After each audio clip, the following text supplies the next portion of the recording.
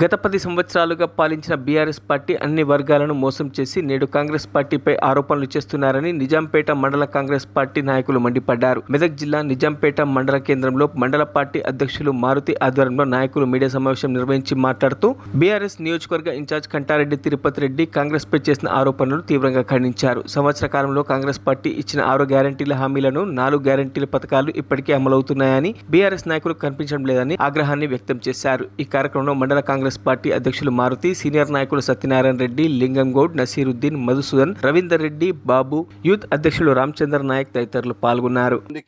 మూడో విడతల 948 మందికి ఏదైతే గవర్నమెంట్ చెప్పిందో రేషన్ కార్డు లేని వారు ఎవరైతే ఉన్నారో వాళ్ళని కూడా ఫోటోలు దించుకొని రేషన్ కార్డు లేని వాళ్ళకు కూడా న్యాయం చేస్తామని చెప్పేసి 136 మందికి అయింది. టోటల్గా కలుపుకొని ఓన్లీ మన మండలంలో నిజాంపేట మండలంలో 4088 మందికి రైతులకు రుణమాఫీ అయింది.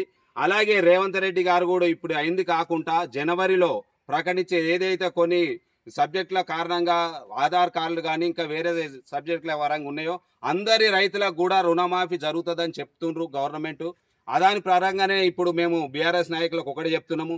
గతంలో టీఆర్ఎస్ నాయకులు ఏది కూడా అమలు చేయలేదు అంటున్నారు. కానీ మీరు ఏదైతే టీఆర్ఎస్ గవర్నమెంట్లో మీ కార్యకర్తలకే ట్రాక్టర్లు ఇచ్చిర్రు, మీ కార్యకర్తలకే అనటోనికే బీసీ బంద్ ఇచ్చిర్రు, మీ కార్యకర్తలకే దళిత బంద్ ఇచ్చిర్రు, మీ కార్యకర్తలకే ఈ ఇండ్లు అయినా కానీ ఓలైనా కానీ ఆ ఇండ్లు ఇచ్చేటివి కూడా మీరే రాసుకుర్రు.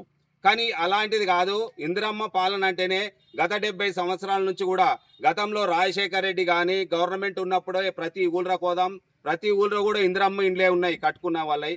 ఇప్పుడు కూడా మా గవర్నమెంట్ గౌరవ పోగులేటి శ్రీనివాసరెడ్డి గారు చెప్తుండు, పార్టీలు చూడకండి, ఎవరైతే గరీబులు ఉంటారో నాయకులు కాన్స్టిట్యూన్సీ నాయకులు వేరే సందర్భంలో వచ్చి కాంగ్రెస్ పార్టీకి మెదక్ జిల్లాలోనే రేపు వచ్చే జనరల్ లోకల్ బాడీ ఎలక్షన్లో ఒక్క సీటు కూడా రాదు అనే మాట హేళనగా మాట్లాడారు.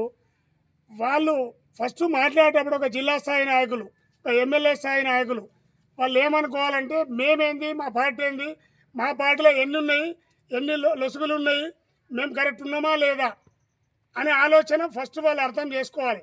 దాని తర్వాత ఎదుటి వాళ్ళ గురించి మాట్లాడాలి. ఫస్ట్ కాంగ్రెస్ పార్టీ అధికారంలో ఉంది. కాంగ్రెస్ పార్టీ 6 గ్యారంటీలతోటి ముందుకు వచ్చింది. 6 గ్యారంటీల్లో 4 గ్యారంటీలు ఇప్పటివరకు కంప్లీట్ అయినాయి. ఇంకా 2 గ్యారంటీలు రేపు అమలు జరుగుతున్నాయి. మేము వాళ్ళ లెక్క టీఆర్ఎస్ లెక్క 100 హామీలు ఇచ్చి 10 సంవత్సరాలలో 10 హామీలు కూడా నెరవేర్చని పార్టీ. ఆ టీఆర్ఎస్ పార్టీ కాంగ్రెస్ పార్టీకి బుద్ధి చెప్పినట్టు మాట్లాడితే అది దయ్యాలు వేదాలు వల్లించినట్టు కనబడుతుంది.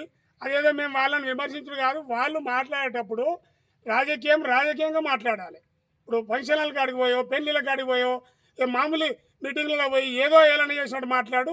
అది వాళ్ళకు జిల్లా స్థాయి నాయకులు కాబట్టి వాళ్ళకి తగది, అది బాగుండదు. ఏదున్నా రాజకీయంగా మాట్లాడాలి. మన స్థాయిని మరిచి ఎవరం కూడా మాట్లాడుతూ కాంగ్రెస్ వాళ్ళం కానీ, బీఆర్ఎస్ వాళ్ళు కానీ, బీజేపీ వాళ్ళు కానీ ఫస్ట్ ఏంటంటే మేమేంది, మా పొజిషన్ ఏంది, మీ పార్టీలో ఎన్ని గ్రూపులు ఉన్నాయి, ఎన్ని మరిన్ని అప్డేట్స్ కోసం మా ఛానల్ని సబ్స్క్రైబ్ చేయండి.